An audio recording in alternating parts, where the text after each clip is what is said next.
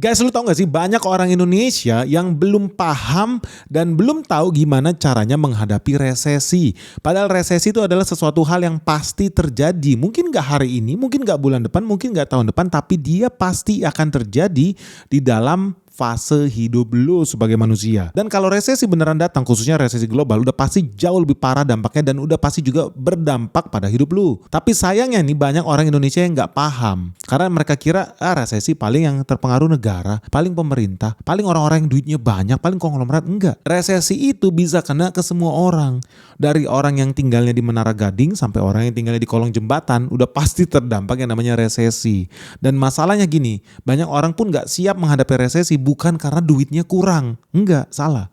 Tapi karena dia salah menempatkan uangnya. Nah, makanya video ini gue tujukan buat teman-teman yang udah punya uang nih dan merasa lu itu udah punya aset. Tapi begitu krisis datang, lu harus tahu, lu siap nggak? Lu yakin nilainya nggak bakal rontok? Lu yakin barang lu liquid? Atau jangan-jangan malah nggak bisa dijual. Jangan sampai itu terjadi karena udah berulang kali gue ngeliat mulai dari krisis 98, mulai dari krisis 2008, krisis pas COVID. Ternyata masih banyak orang juga yang nggak ngeh dan nggak siap menghadapi resesi. Dan di video ini gue bakal bongkar, gue bakal kasih tahu lu belak-belakan 5 jenis aset nih yang kelihatannya aman dan ini bisa jadi jebakan lo. Tapi justru sebetulnya berbahaya kalau lu pegang. Apalagi ketika terjadi resesi global. Lu udah tahu ya utangnya Amerika Serikat bukannya tambah kecil tapi tambah banyak. Dan lu udah tahu ya ketegangan dunia bukannya tambah damai tapi tambah rusuh. So teman-teman di sini gue bakal sharing nih 5 jenis aset yang kelihatannya menarik, kelihatannya aman tapi justru berbahaya.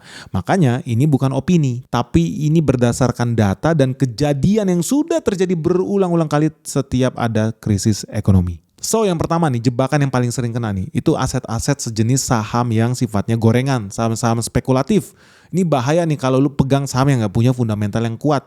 Karena begitu terjadi resesi, inilah saham-saham jenis hantu model begini yang bakal nyungsep duluan guys. Contoh apa? Ya saham perusahaan yang rugi bertahun-tahun gak pernah cuan tapi valuasinya ketinggian, overpriced, banyak di Indonesia. Saham perusahaan-perusahaan yang gak pernah untung, saham-saham gorengan tapi terus digoreng dengan cerita AIWO bakal bikin stasiun luar angkasa di planet Mars lah. Ada yang bilang bakal diakuisisi Nvidia lah, ngaco semua. Aduh gak bener lah. Bahkan saham-saham yang berhubungan dengan kripto. Banyak juga saham-saham yang berhubungan dengan kripto tapi sebetulnya kan gak ada fundamentalnya. Nah lu harus siap-siap. Begitu resesi apa yang terjadi? Investor akan cari safe haven. Investor akan cari aset yang aman. Dan aset-aset yang sifatnya spekulatif pasti akan ditinggal. Termasuk saham. Saham yang spekulatif pasti akan ditinggalkan. Ingat ya, kita ini investor, bukan spekulator. Tapi mayoritas orang di Indonesia tidak bisa membedakan itu. Mana yang spekulasi, mana yang investasi. Dan nanti ketika terjadi resesi dan likuiditas sekejap mengering, apa yang terjadi? Ya lu siap-siap aja. Harga saham-saham yang tidak punya fundamental itu pasti nyungsep. Bisa sampai 60% bahkan 90% lebih minusnya. Nah ini contoh nyata. Ya ketika terjadi resesi .com bubble, hilang semua tuh. Market cap hilang, diskon total lebih dari 70%. Saham teknologi tahun 2021-2022 juga nyungsep ambles. Banyak startup yang bahkan menjadi perusahaan zombie. Padahal ya harusnya kalau lu udah tahu, udah paham bahwa sifat nature investasi saham yang lu lakukan adalah saham-saham yang sifatnya investable company. Ya kayak gue kemarin investasi di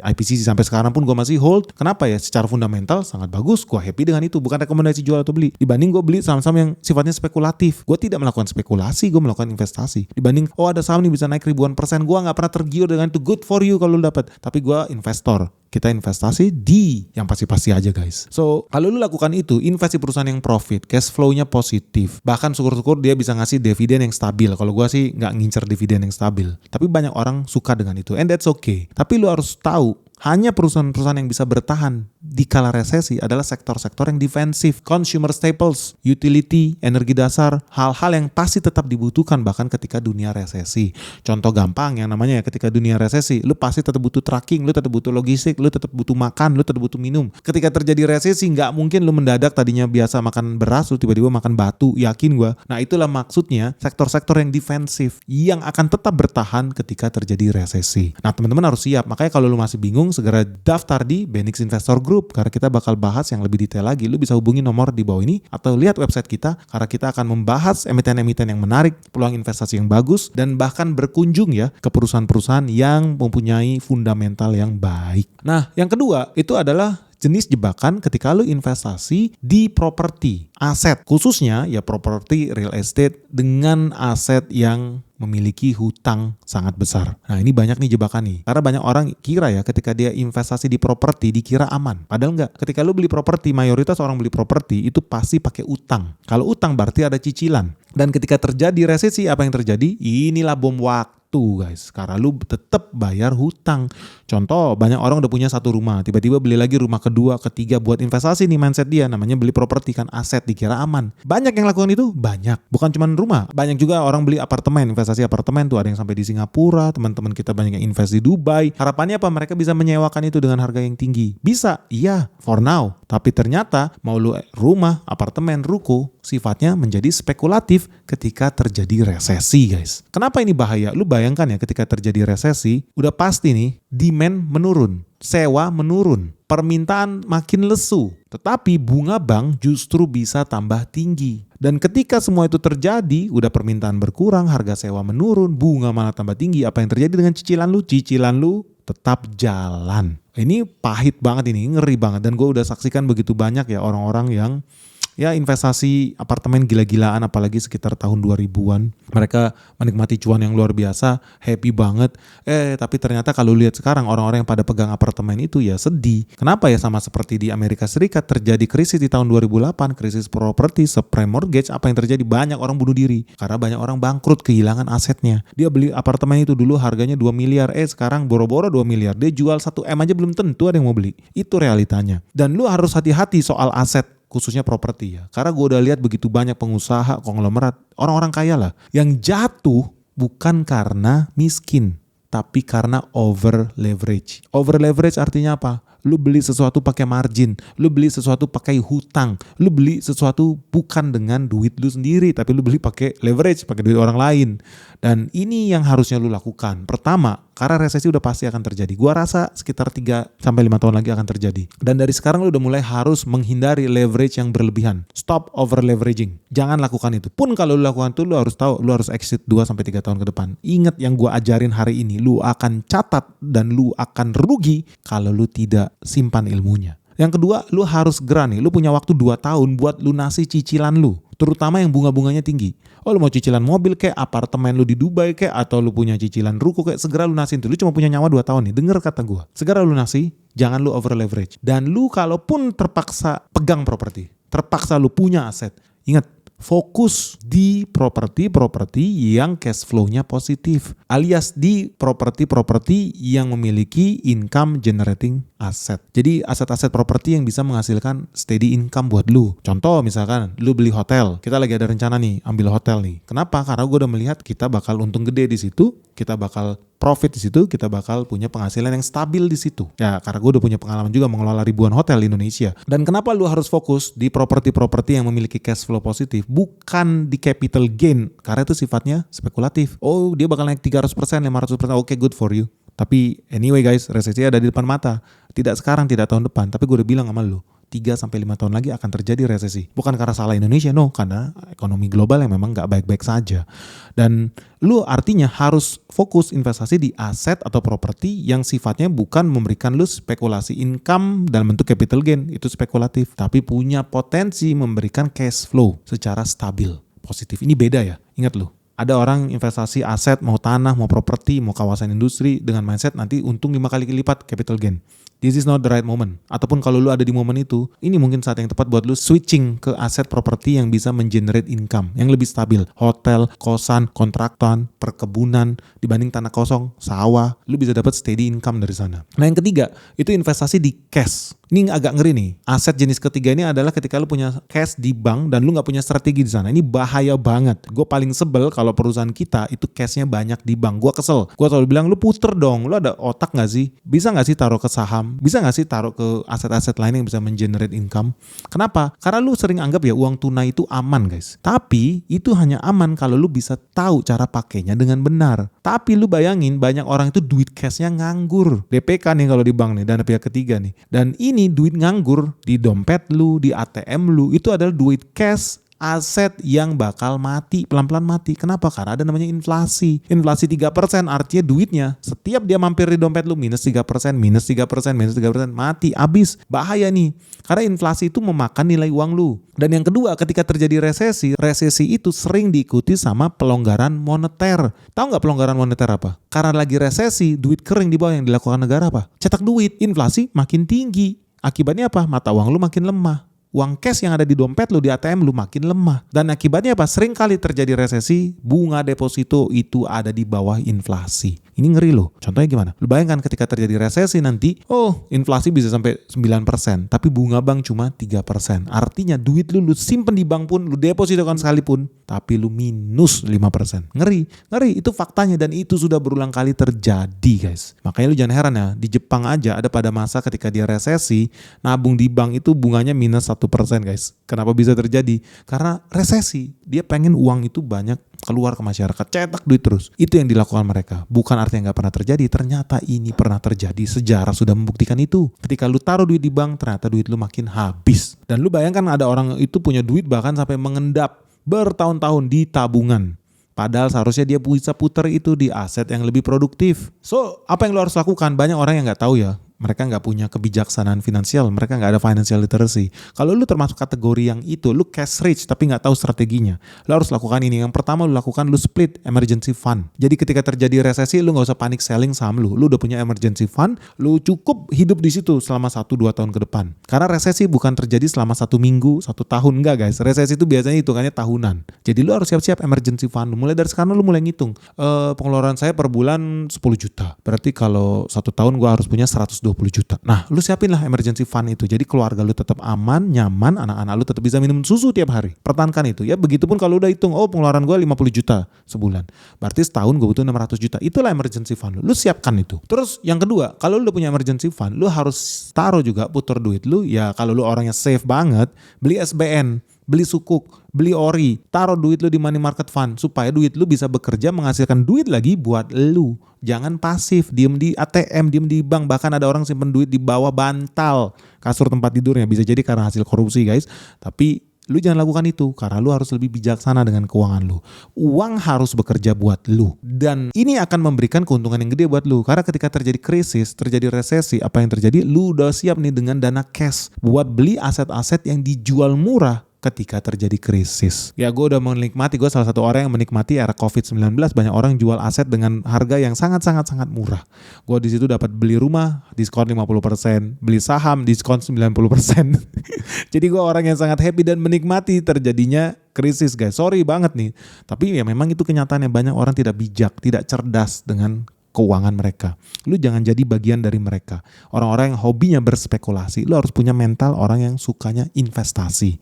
So kalau gitu apa yang lu harus lakukan? Yang keempat adalah aset jenis barang mewah. Ini jebakan nih, barang mewah, aset liquid. Lu merasa keren, punya jam mahal, tas branded, mobil sport. Padahal nilainya kelihatan mahal sih. Tapi kalau krisis, itu bakal mati gaya lu. Kenapa bisa? Ternyata gini, lu punya barang-barang mewah itu, jam tangan mewah, kalung mewah, itu likuiditasnya rendah, guys. Ketika terjadi krisis, pembeli itu hilang, kabur mereka. Gak ada yang berani pegang itu. Akibatnya apa? Lu memberikan diskon yang sadis terhadap mobil lu. Dan gue termasuk orang yang udah membuktikan itu sih. Banyak banget diskon mobil mewah, apapun mereknya ketika terjadi krisis. Diskon bisa sampai 70%.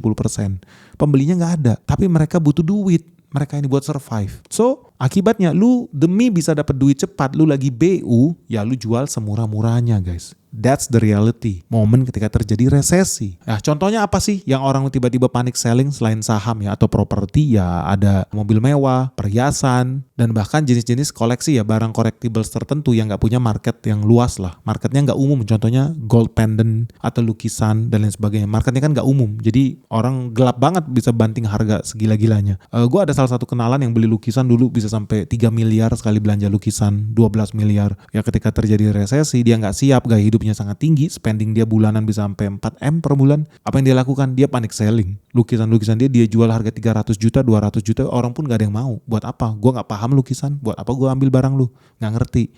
Jadi terpaksa dia jual dengan harga diskon brutal, guys.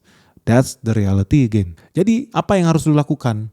di jebakan jenis aset ini, lu harus mengurangi akuisisi aset-aset konsumtif. Aset-aset yang gak penting. Ada orang bisa punya motor sampai 4 biji, 7 biji. Ya kali lu bisa panasin, bisa pakai itu tiap hari. Gua rasa pantat lu gak bisa dibelah 7 guys ya. Namanya juga motornya cuma satu. Yang realistis aja lah. Dan lu kalaupun pengen beli aset, lu prioritaskan belanja aset yang mudah dijual. Contoh, dibanding lu beli lukisan gak jelas, mungkin better lu beli emas. Nilai sama-sama 20 miliar, tapi jauh lebih mending lu beli emas karena jauh lebih liquid dan nilainya juga naik terus kok. Yang kedua, cari barang yang harganya transparan, tidak gelap. Ada sebuah patung dulu ada dijual tuh di Jakarta Pusat, tempat lelang. Patung itu buatan dewa Hermes dari VOC kayaknya tahun 1700-an lah. Marketnya gelap banget lah. Jangan beli barang-barang yang kayak gitu guys, apalagi kalau lu gak ngerti apa yang lu beli. Ujung-ujungnya apa? Nanti ketika lu butuh duit, marketnya gak ada. Ketika terjadi resesi, marketnya gak ada. Pasarnya itu kecil. Orang yang demen lukisan jauh lebih gede marketnya dibanding orang yang demen patung. Percaya deh, makin kecil marketnya makin susah lu jualnya di saat resesi.